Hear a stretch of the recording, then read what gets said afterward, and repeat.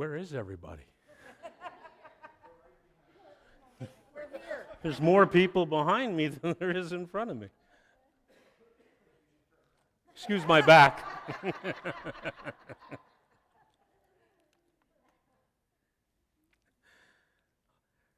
A long time ago, there was a man who spoke so many wise and wonderful words, and whose actions brought so much hope and healing that people just had to follow him. The name we know him by is Jesus. He had good news. He told about the kingdom of God, a way of being together based on love and justice. The kingdom was a community where God's light shone clearly. That's funny, thought the people. When we listen and talk to this man, we see the light of God shining through him. It's very hard to tell where he stops and God begins.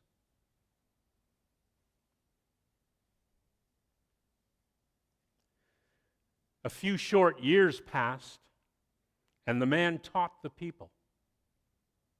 The man challenged many people, including those in power. That's funny, thought the people. Whenever we listen to Jesus and hear what he has to say, it's like the light is also in us.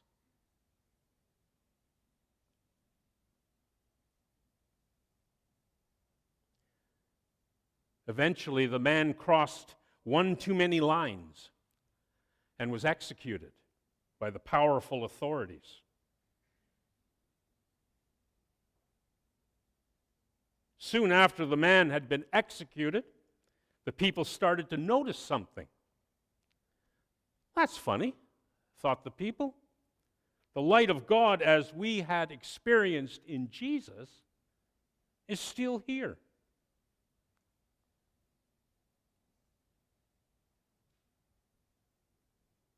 The people formed a community. They celebrated the light amongst them. They told Jesus' stories and stories about Jesus. They anticipated that the kingdom of God would soon be amongst them. And sometimes it was. They noticed it especially when they were helping other people or working together to accomplish a better world. It was like God's light warming them. Sometimes they told their stories in the synagogue. For a long time, they met in people's homes. Eventually, they started building places where they could meet together.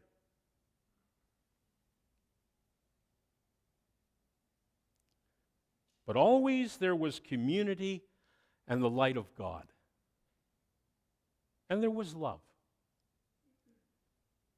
That's funny, thought the people. It's almost as if the light is shining through us.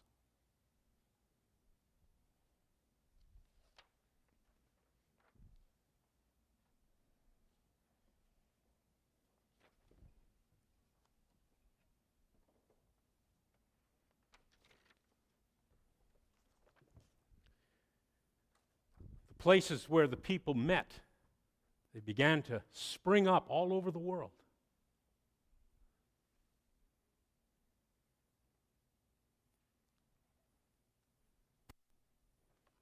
Many communities were formed and many buildings were built.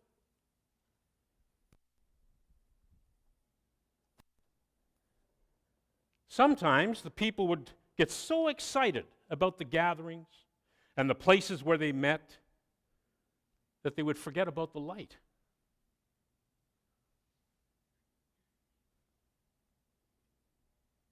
Whenever that happened, someone would remind them of Jesus' words. You are the salt of the earth. You are the light of the world.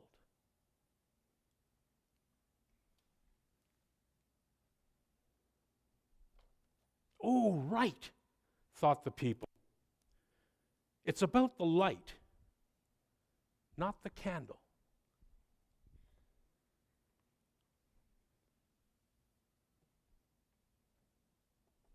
On the other hand, said others, if we don't take care of the candle, how will we share the light?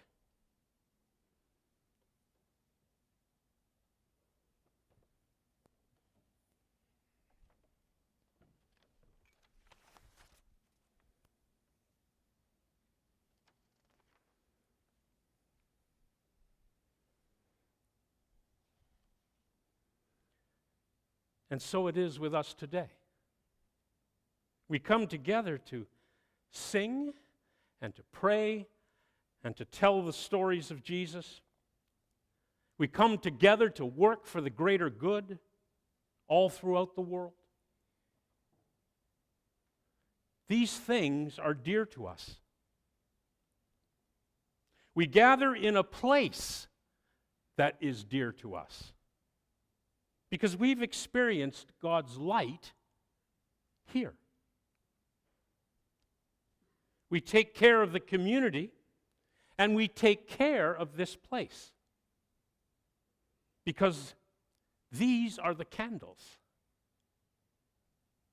But always, always, always, it's about the light.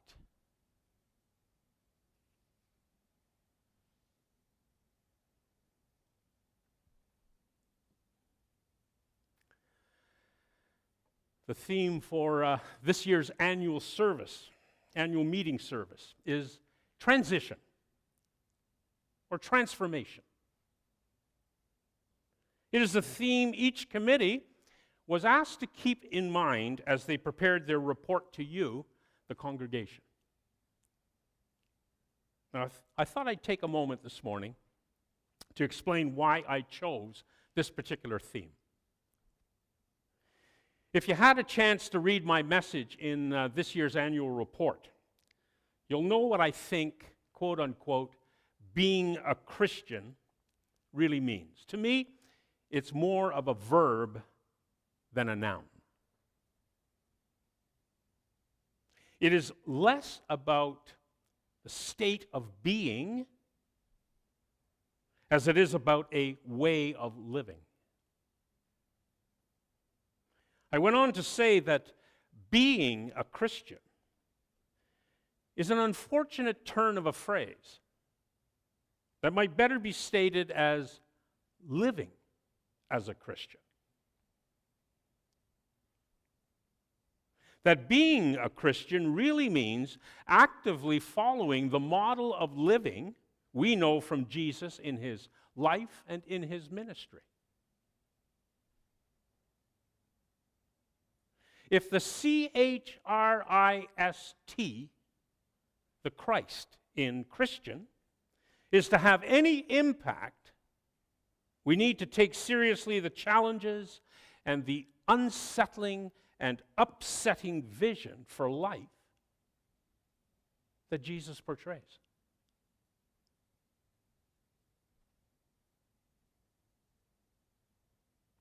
Being a Christian or living as a Christian really means taking seriously and deep to heart the task of being a disciple. That's why we're here. Being a disciple, which is nothing more, but certainly nothing less than being a learner and a follower of Jesus' ways. It means learning how we're to act towards one another and to the world at large, and then putting that learning into action. It means modeling our lives on the qualities of Jesus and the actions that he took. It means being a loving welcome to everyone we meet. And that's everyone, even those we find very hard to love. It means being open to everyone just as they are. It means resisting and challenging anything that places some power over others. It means standing up for the least powerful people. It means celebrating all that builds life and wellness for us and for others. Being a Christian, living as a Christian. Which brings me to this year's theme. Will you agree with me that as Christians, we all ought to be in transition toward that end of being better and better at the things I just listed, of being better and better disciples of Christ, and better learners and followers of Jesus' way.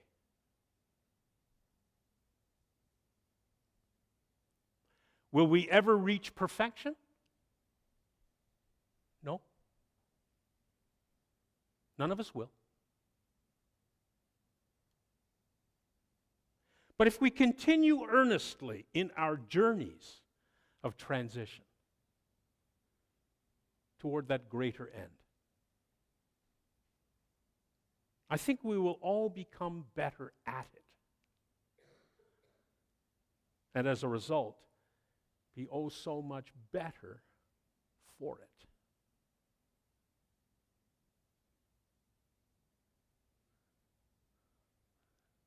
That is the label we take at baptism when we call ourselves Christians.